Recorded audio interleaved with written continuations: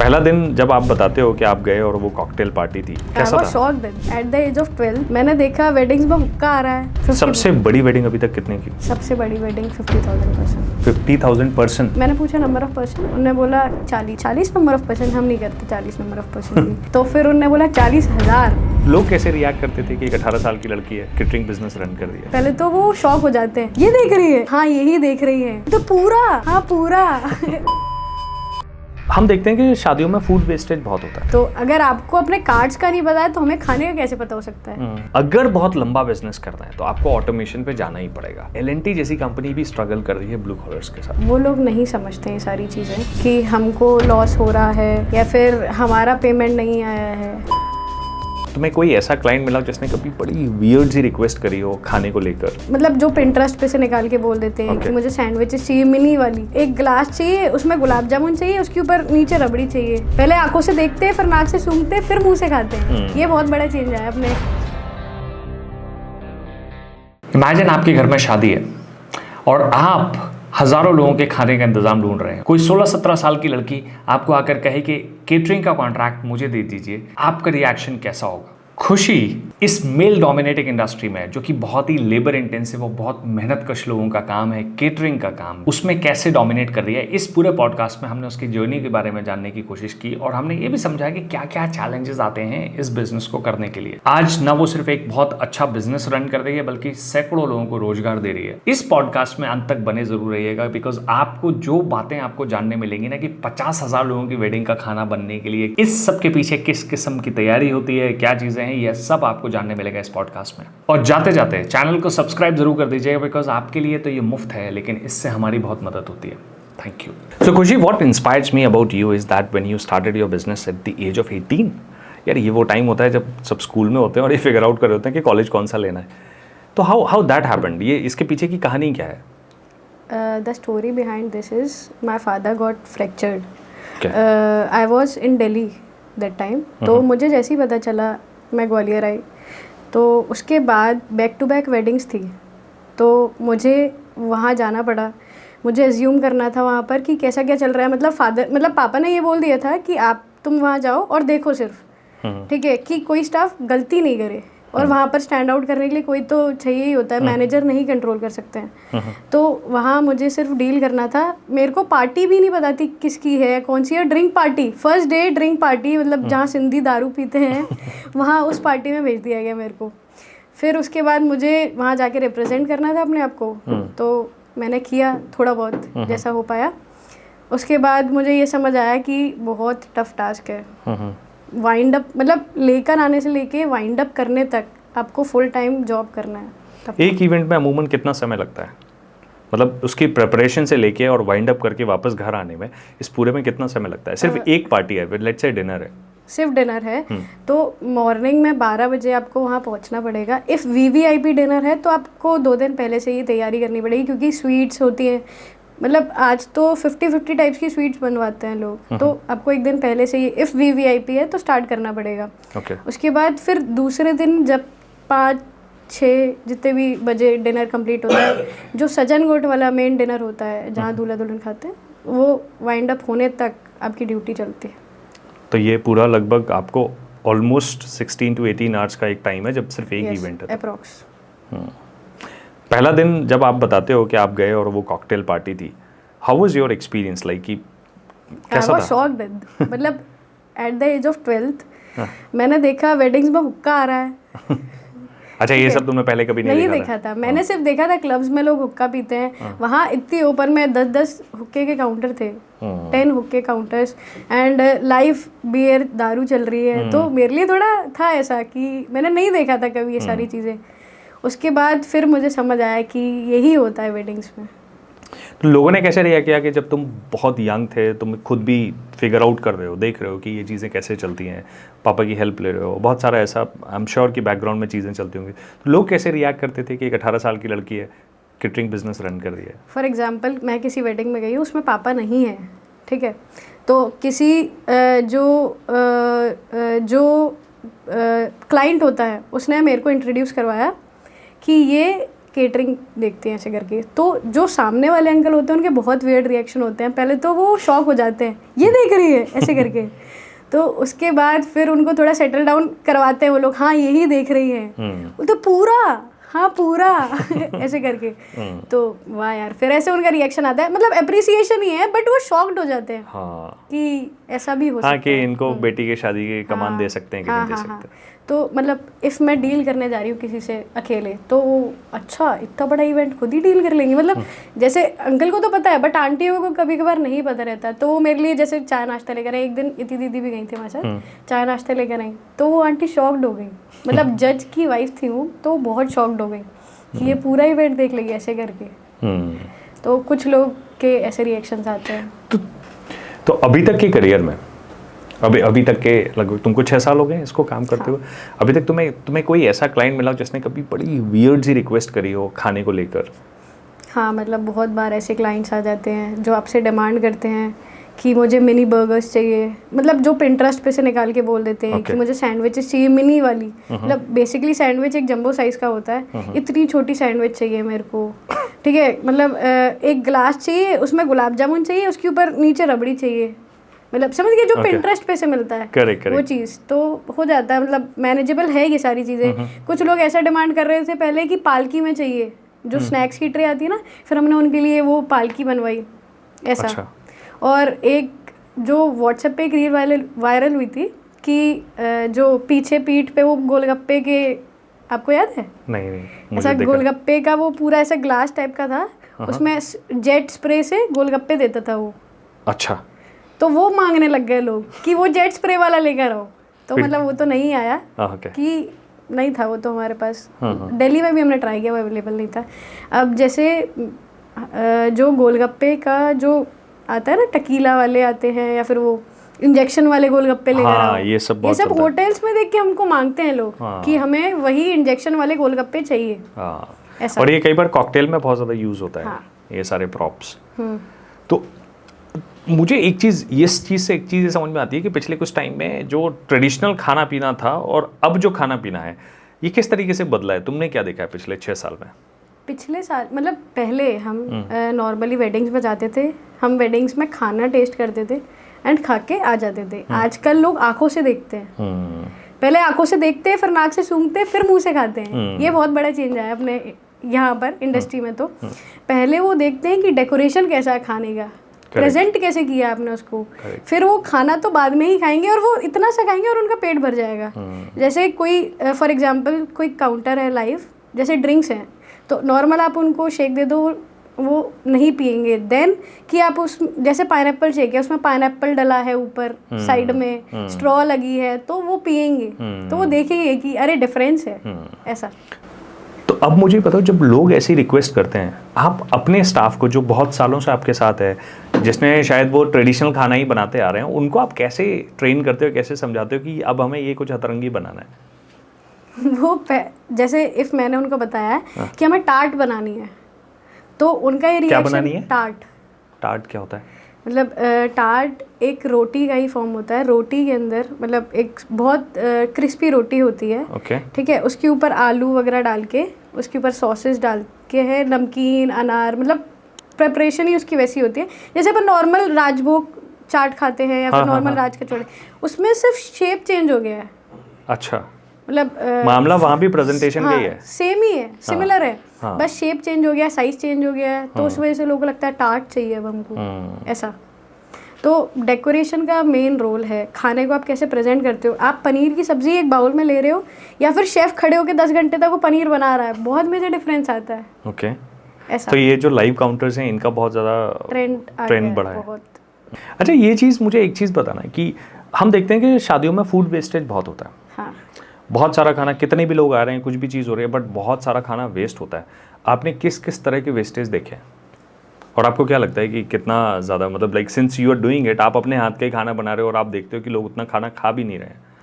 Actually अभी हमारा ये होता है कि नॉर्मल 700-800 हज़ार लोग की वेडिंग्स होती हैं, तो उसमें उस क्वांटिटी पे बनाया जाता है, मतलब एक प्रोपोर्शन होता है कि चार्ट इस क्वांटिटी में बनेगी, मेन कोर्स इसमें बनेगा। तो नॉर्मल अगर 700 पर्सन की गैदरिंग है तो 200% का स्टाफ होता है, जैसे हम हैं, इवेंट्स वाले होते हैं, फोटोग्राफर्स होते हैं, तो वो लोग कंज्यूम कर लेते हैं उस खाने को, जो बचता है वो स्टाफ ले जाता है अपने घर। बाकी जो मेजर गैदरिंग्स होती हैं, अगर उसमें बहुत ज़्यादा खाना बचता है तो वो आश्रम में बांट सकते हैं, क्योंकि हम मेजरली किसी को दे भी नहीं सकते हैं, क्योंकि वो सुबह बना है, आफ्टरनून में खा रहे हैं, फिर डिनर, अगर इफ डिनर का भी बना है तो उसकी लाइफ होती है, खाने की एक लाइफ होती है, 4, 5, 6 घंटे तक चल सकता है। अगर हमने 12 बजे वो खाना डिस्ट्रीब्यूट किया तो वो सुबह ही खाएगा इंसान, तो उसको कोई भी प्रॉब्लम होगी तो हमारे लिए भी एक प्रॉब्लम है। फिर आप क्या करते हो वो खाना? तो अगर ऐसा कोई खाना है जो खराब हो सकता है तो फिर आप डंप ही करते हैं, उसको डंप करते हो? मतलब इफ स्टाफ अपने घर ले जा रहा है इट्स ओके, क्योंकि वो रात में खा लेगा, मतलब मेजरली तो रात में ही खा लेगा। अगर अपन किसी अनाथ आश्रम में देंगे या फिर किसी हॉस्पिटल में देंगे तो वो दूसरे दिन ही खाएगा। करेक्ट, तो वो सही नहीं है, सही नहीं है। एक लाइफ होती है खाने की, तो बिल्कुल बिल्कुल बिल्कुल। एवरेज अगर फूड वेस्टेज की हम बात करें तो हम लोगों को क्या समझा सकते हैं, चाहे वो आपके क्लाइंट हों या कुछ है, अगर आप किसी को ये मैसेज देना चाहो कि इस फूड वेस्टेज को कम करने के लिए क्या किया जा सकता है? नंबर ऑफ पर्सन पे बहुत ध्यान देना चाहिए। इफ़ आपकी शादी है तो लोग ऐसा करते हैं कि 2000 लोग की गैदरिंग है उनकी, और वो लिखवा देते हैं 2500 की गैदरिंग है हमारी। तो वो एक होता है कि आपको वेस्ट नहीं करवाना चाहिए। अगर आप कर लो कि है ना हमारे कार्ड जितने हैं, मैंने इतने कार्ड छपवाए हैं, तो उस हिसाब से शॉर्ट लिस्ट करना चाहिए, बट वो लोग नहीं करते हैं। तो ऐसे ही दे दिया कि 2500 की गैदरिंग है। 2500 का मतलब होता है 2700 नंबर ऑफ पर्सन में, इन टर्म्स ऑफ कुकिंग, क्योंकि हम भी भगवान नहीं है। करेक्ट। तो अगर आपको अपने कार्ड्स का नहीं पता है तो हमें खाने का कैसे पता हो सकता है? I think it make sense also, क्योंकि आप इतना 10% तो सरप्लस लेके चलते ही हो। कोई ऐसा किचन डिजास्टर तुम्हारे साथ हुआ हो जो तुम्हें आज तक हंसाता है कि अरे यार क्या कर दिया था हम लोगों ने? तो हाँ, मतलब ऐसा एक बार हुआ था कि गैस पे कढ़ी बनाई थी एंड कढ़ी में मिर्ची डाल के पानी डाल दिया था, तो फट गई थी पूरी, ऐसे गैस पे मतलब बॉडी पे आ गई थी बहुत से लोगों की।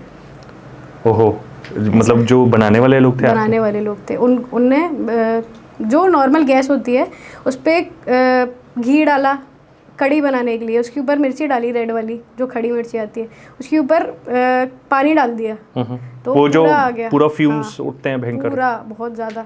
अच्छा, तो उनको बर्न्स हो गए थे? बर्न्स हो गए थे। एक चीज़ जो लोग समझते हैं कि भाई बहुत पैसा कमा रही है खुशी, इतना बड़ी बड़ी वेडिंग्स कर रही है, ये सब चीज़ें, what is that people do not understand about your business?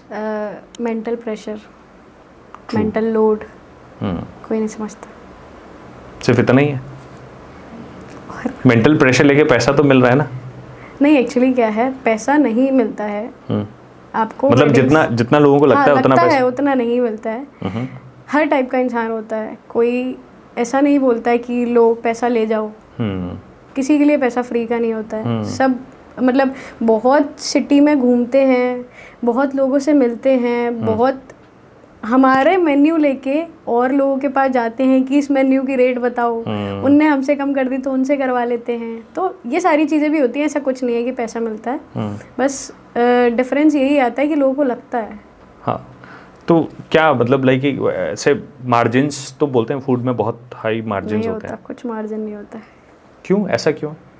Actually जैसे मैंने कोई वेडिंग बुक करी नवंबर में, अब उसमें जो भी ग्रॉसरी है उसका रेट अलग था, अब जुलाई अप्रैल तक आते आते उसका रेट अलग हो गया, और मुझे अमाउंट तो वही मिल रहा है। अगर मैंने फॉर एग्जांपल 8 लाख में कोई वेडिंग बुक करी है, तो इफ़ घी उस टाइम 1000 रुपये हो गया तो मुझे मिलना है तो 8 लाख ही है।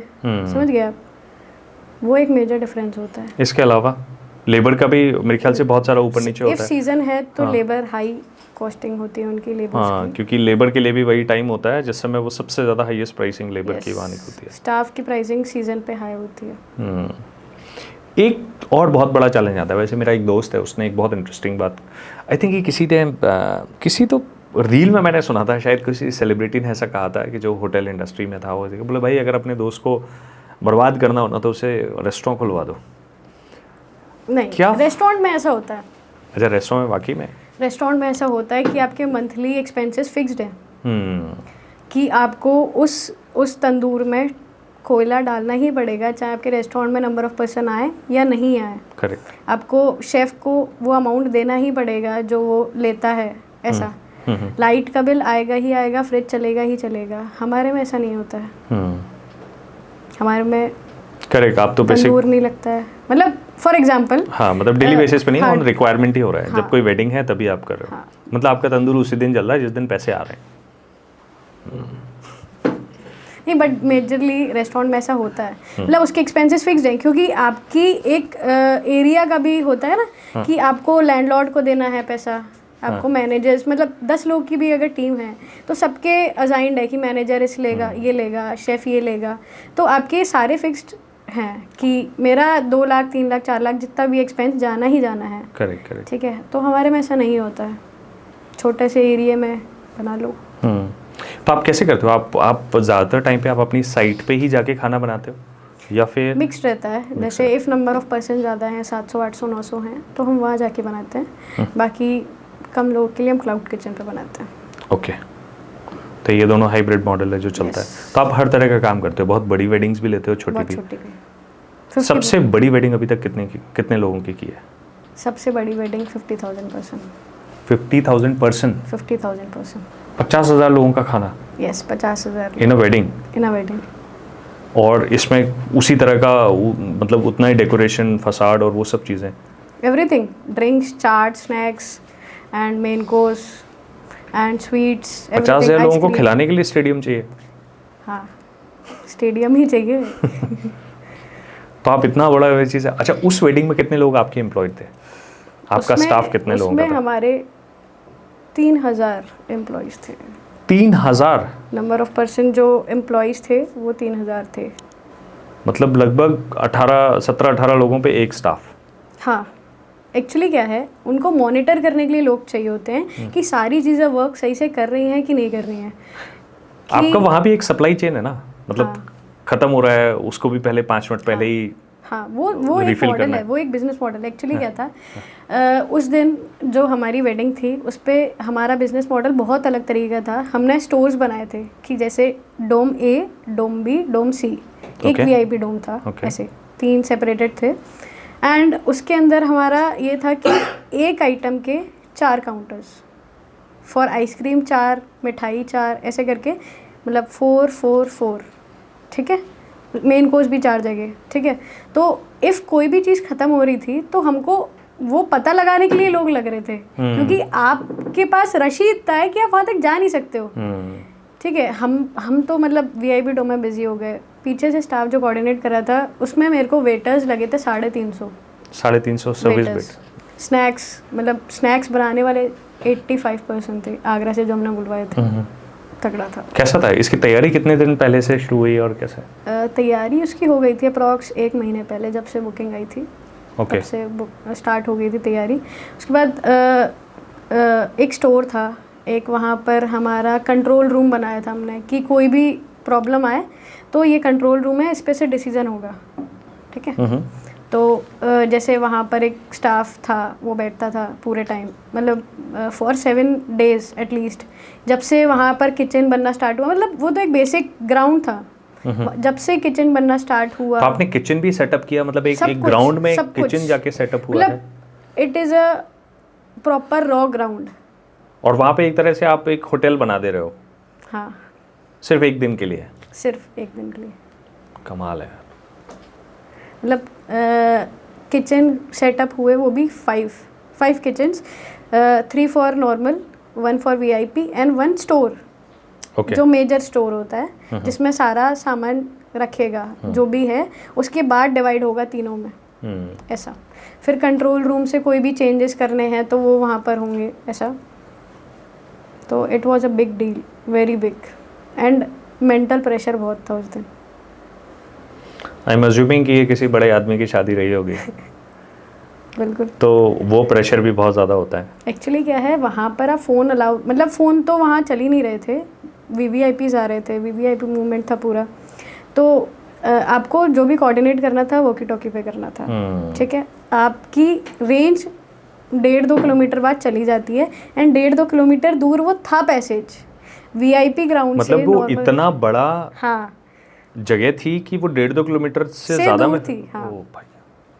अगर मुझे मेन स्टोर पे फ़ोन करना है तो मेरा फ़ोन कांटेक्ट नहीं हो पा रहा था वहाँ, जैमर्स लगे क्योंकि हुए हाँ नेट जैमर्स थे, फ़ोन जैमर्स थे, सब कुछ था वहाँ। आप कोऑर्डिनेट ही नहीं कर सकते हो, आप उनसे डील नहीं कर सकते हो कि मुझे क्या रिक्वायर्ड है। तो बहुत ऐसे चीज़ें थी। तो उसमें कभी कोई ऐसा किस्सा उस दिन का जो कुछ स्लिप ऑफ हुआ हो या जिसने तुम्हारी टेंशन और बढ़ाई हो? एक्चुअली मेन रीज़न तो यही था कि फ़ोन नहीं चल रहे थे वहाँ, ठीक है। वहाँ वेटर्स पे मुझे बहुत इशू हो रहा था, क्योंकि वहाँ अलाउ नहीं कर रहे थे। मतलब वहाँ पर वीआईपी में सिर्फ मेरे को केटरिंग में सिर्फ 100% अलाउड था, और मैंने 100% तो सिर्फ वेटर ही रखे थे वहाँ वीआईपी के लिए। कितने लोग थे VIP?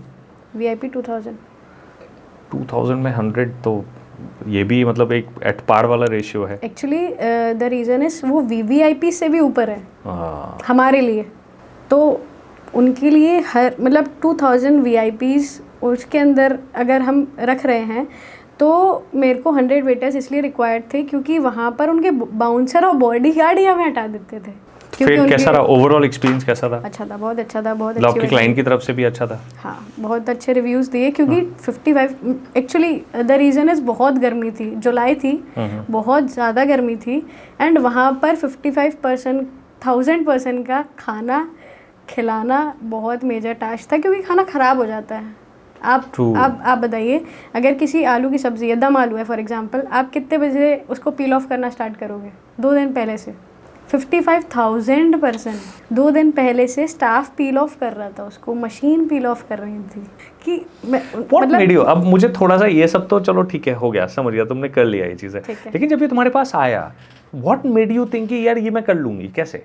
Actually the thing is, मेरे को क्लाइंट ने बुलाया कि मुझे एक वेडिंग करवानी है। तो मेरे को उन्होंने बोला कि, मैंने पूछा नंबर ऑफ़ पर्सन, उन्होंने बोला 40। मैं बोला 40 नंबर ऑफ़ पर्सन? हम नहीं करते 40 नंबर ऑफ़ पर्सन की।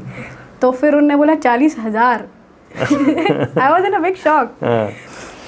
एक चीज़ मुझे बताओ कि जो बहुत बड़ी प्रॉब्लम आ रही है आजकल, वो है कि हमारा जो स्टाफ है, पर्टिकुलरली जो लेबर्स हैं, ब्लू कॉलर्स हैं, जो हमारे इवेंट्स में या कहीं भी स्टाफ जो काम करता है, इनके साथ बहुत बड़ा प्रॉब्लम आ रहा है। इनके साथ कोऑर्डिनेशन नहीं बन पाते हैं, ये अपनी मनमानी भी करते हैं, बहुत बड़ी चीज़ है ये। कई बार ऐसा सुनने लग सकता है कि यार आप बहुत एरोगेंट है कि आप समझ ही नहीं रहे उनकी audio, but this is not just one person saying, I have heard across industry में अगर बात करो तो ब्लू कॉलर्स जो है उसकी काम करने को लेकर जो एटीट्यूड है वो बहुत बड़ा प्रॉब्लमैटिक है। इसी के सपोर्ट में मैं एक चीज़ बताता हूँ। अभी कुछ दिन पहले L&T के CEO ने कहा कि अगर आपको मैन्युफैक्चरिंग में इंडिया में, जहाँ पे आपको ब्लू कॉलर बहुत इंटेंसिव रिक्वायरमेंट लगेगी रॉ मटेरियल को किसी चीज़ को मैन्युफैक्चर करने के लिए, आपको अगर बहुत लंबा बिजनेस करना है तो आपको ऑटोमेशन पे जाना ही पड़ेगा। और उसके पीछे सबसे बड़ी वजह थी कि L&T जैसी कंपनी भी स्ट्रगल कर रही है ब्लू कॉलर्स के साथ में। द थिंग इज़, वो लोग नहीं समझते हैं सारी चीज़ें कि हमको लॉस हो रहा है या फिर हमारा पेमेंट नहीं आया है। उनको ऐसा है कि मैंने काम कर दिया, 2 डेज़ बाद आप मेरा पेमेंट कीजिए। तो वो लोग नहीं समझते हैं सारी चीज़ें। या तो अपन ये कर सकते हैं कि आप vendor time to time change कीजिए, उनके अंदर ये रहे कि अगर मैंने मैम का काम नहीं किया तो वो दूसरे से करवा लेंगे। अब आपकी तो मजबूरी भी है ना, आप कैसे करोगे? तो आप अगर वो नहीं करेगा तो किसी न किसी को तो करवाना ही पड़ेगा। तो अगर आप जैसे फॉर एग्जांपल मैं हूँ, मेरे पास बैक टू बैक डेट्स हैं, तो उनको भी ये रहता है कि मैम आप मेरे को अपनी डेट दे दो पहले, फिर उसके बाद मैं किसी और की डेट लूँगा। तो आपको अंदर उनके ये करना पड़ेगा कि उनको ये रहे कि मैं अपनी डेट इनसे लिखवा लूँ, क्योंकि जिससे मेरे को और जगह जाना नहीं पड़े। ठीक है, बाकी लोग ऐसा करते हैं, वेंडर्स जो हम हायर करते हैं उन लोग का ऐसा होता है कि मैम पेमेंट करिए, ऐसा मेरा बिल हो चुका है ऐसा, बट उनको अपन को ही डील करना है और वही काम आने वाले हैं। हमारे लिए तो मशीन्स तो काम आएंगी नहीं, मतलब वेटर्स में नहीं काम आएंगी, या फिर हमें काउंटर्स जो हेल्पर्स लगते हैं, जो काउंटर उठाने वाले, उनमें मशीन्स काम नहीं आएंगी, तो हमें उनसे ही काम निकलवाना पड़ेगा। करेक्ट। एक इवेंट इंडस्ट्री, एक फूड इंडस्ट्री का एक और बहुत बड़ा प्रॉब्लम है, I see it as a problem, I don't know like आप कैसे बताओगे, कि जैसे मान के चलो कि किसी ने 2020 में आपसे शादी करवाया और उन्होंने आपकी पनीर की सब्जी खाई, आज 2025 में ही is imagining the same test. 5 साल के अंतर पे भी वो क्लाइंट को सेम टेस्ट चाहिए। ये जो सेम टेस्ट, सेम प्रेजेंटेशन, सब चीज़ें, इन सब से कैसे आप डील करते हो? जिसने मेरा मतलब जो नाम जानता है, जिसने मुझे फ़ोन किया है, वो मुझसे पहले ही इंस्टाग्राम पे या फिर गूगल पे देखा होगा, या फिर आपने फॉर एग्जांपल मेरे से अगर मतलब जब भी काम करवाया होगा, आप मुझे जानते हो, एज अ पर्सन जानते हो, तो वो मुझसे ये एक्सपेक्ट तो कर रहा है कि मैं ये चीज़ करूं, बट उनको ये समझना पड़ेगा कि हम मतलब वो चीज़ तो रिपीट नहीं हो सकती। जो एक बार आपने खा लिया वो नहीं बन सकता है, घर में भी नहीं बन सकता है। अगर आपने कोई एक डिश बनाई है तो वो आप घर में भी सेम वैसी दोबारा नहीं बना सकते हैं, तो वो तो समझना ही पड़ेगा। बाकी आपको रेफरेंस अगर किसी ने दिया है तो उनने बहुत सोच समझ के दिया होगा कि आप रुचि के टेस्ट पे करिए। उनने कभी ना कभी हम पे ट्रस्ट किया होगा, अपनी वेडिंग करवाई होगी या अपना कोई फंक्शन करवाया होगा, तो ट्रस्ट के बेसिस पे चलता है, क्योंकि वेडिंग एक बहुत बड़ा चीज़ है। तो कोई ट्रस्ट नहीं कर सकता, खाने से रिलेटेड तो नहीं करता कोई, ऐसे ही दे दिया। 18 साल की रुचि को तुम क्या एडवाइस देना चाहोगे, जो कि अभी जस्ट शुरू करने वाली है केटरिंग में ही? अब अगर शुरू करते तो ट्रेंड के हिसाब से जो चल रहा है, फॉर एग्जांपल कि मतलब व्यूअर की डिमांड, क्लाइंट की डिमांड, पहले तो मैंने कभी बुकिंग ली नहीं थी, पापा की जो बुकिंग्स थी उनमें गए थे पहले। मतलब अब अगर हम जाते तो क्लाइंट की डिमांड पूछते कि आपको कैसा चाहिए, हमारा तो ये है बट व्हाट यू वांट, तो वो पता करते सबसे पहले कि उनको ये चाहिए, कि उनको डिप्सम लगाना है कि नहीं, उनको मोमोज चाहिए कि नहीं। पहले एक नॉर्मल मेन्यू लिख दिया, ये कर दो, ऐसा ये चेंजेस आया है अभी मेनली। तो अब लोग जो है वो ट्रेंड को ज़्यादा फॉलो कर रहे हैं। अगर उन्होंने किसी दूसरी वेडिंग में कुछ देख लिया तो उन्हें भी चाहिए अपने यहाँ पे। मेरी सिस्टर की वेडिंग में ऐसा हुआ था, तो मुझे भी ये चाहिए। उनका वेडिंग किसी और ने किया था, पर वो ये नहीं समझते कि हम कोई और हैं। वो चीज़ ऐसा चेंज है कि वो लोग सोचते हैं कि मेरे रिश्तेदार के यहाँ ये हुआ था तो मुझे भी ये चाहिए, या फिर ऐसे भी लोग होते हैं उनके यहाँ ये हो गया अब मुझे नहीं चाहिए। दोनों तरीके के होते हैं। एक कोई ऐसी चीज़ जो बहुत ट्रेंडिंग चल रही हो केटरिंग में इस समय, वेडिंग केटरिंग में पर्टिकुलरली? मेनली तो बारात ऑन व्हील्स आया है अभी, तो उसमें हम क्या करते हैं, स्नैक ऑन व्हील्स किया है हमने, कि आप जो स्नैक्स खाएंगे वो व्हील्स पे चलेगा, ट्रॉलीज पे चलेगा। ओके। मतलब एक बफेट टाइप का होता है, तो जैसे ही आप डांस वांस कर रहे हैं, व्हील्स पे आपका पानी चल रहा है, ड्रिंक्स चल रही हैं, शेक्स चल रहे हैं, वो बहुत ट्रेंडिंग में अभी बारात के साथ साथ चल रहा है। बारात के साथ साथ। अच्छा, ये मैंने अभी तक स्पॉट नहीं किया है। अभी करोगे आप, कोई वेडिंग्स आएंगी ना सिटी में तो आएगा। मतलब अभी तो मेजरली नहीं आया है, बट 1-2 साल में आ जाएगा ये। ओके। लोग बहुत चीज़ें डिमांड करते हैं। फॉर एग्जांपल ऐसे ऐसे क्लाइंट्स आते हैं जो हमसे ये बोलते हैं कि हमें डोसा भी 10 टाइप्स का चाहिए। चीज़ डोसा चाहिए और बटर पनीर डोसा चाहिए। बहुत ये सब बेंगलोर में जाके 99 वैरायटी ऑफ डोसा खाए हुए हैं लोग हैं, इनको लगता है कि अब सब जगह यही चाहिए फिर। But I think it is good, because आपको बहुत सारा मेरे ख्याल से जो ट्रेंड है, हाँ, वो आपको आपका क्लाइंट सिखाता होगा कि देखो ये सब चीज़ें बहुत ट्रेंडिंग चल रहा है, ये चीज़ें हमें अच्छा लगता है उन क्लाइंट से डील करना। क्या ऐसा भी हुआ है कि पिछले कुछ सालों में ये सब बहुत मिक्सअप हो गया इन टर्म्स ऑफ कुजीन भी? जैसे पहले क्या होता था, पहले डिफरेंस होता था, अगर आप यूपी की शादी में जा रहे हो आपको खाने का टेस्ट अलग मिलेगा, एमपी में अलग मिलेगा, दीज आर नेबरिंग स्टेट्स, जबकि बहुत कल्चरली बहुत डिफरेंट नहीं है, तब आपको अलग अलग टेस्ट मिलेंगे, वैरायटी अलग मिलेगा। नाउ आई फील कि कोई डिफरेंस बहुत ज़्यादा बचा नहीं है। नाउ अडेज सब कुछ सब जगह अवेलेबल है और लगभग सेम टेस्ट है। सेम।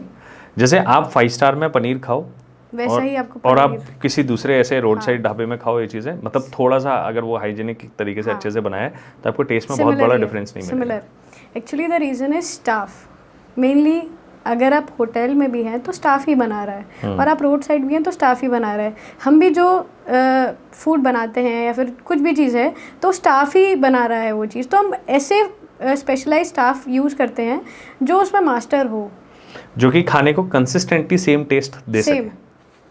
जैसे चाट है, बेसिकली राज कचौड़ी है या गोलगप्पे हैं, वो आगरा के ही स्टाफ बनाएगा क्योंकि उनका फोर्टे है ये वो चीज़। लास्ट कोई ऐसी सलाह जो आप देना चाहो, कोई 18 साल की बच्ची है जो अभी लाइक कि you know somebody who want to start, तो क्या होगा?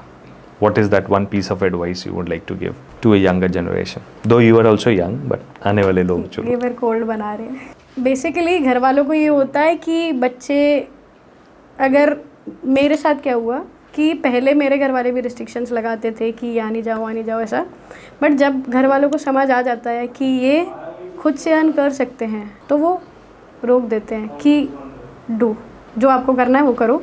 जब आपके पापा को समझ आ जाता है कि आप उनके बिना कर सकते हैं, उनकी हेल्प नहीं चाहिए आपको, तब वो छोड़ देते हैं आपको। बेसिकली उन्हें ये समझ में आ जाता है कि इसके पास जब टाइम बचेगा तब ना घूमेगी फिरेगी। हाँ, मेनली। सो रुचि, बहुत मज़ेदार बातचीत थी, बहुत मज़ा आया। Thank you so much for doing this.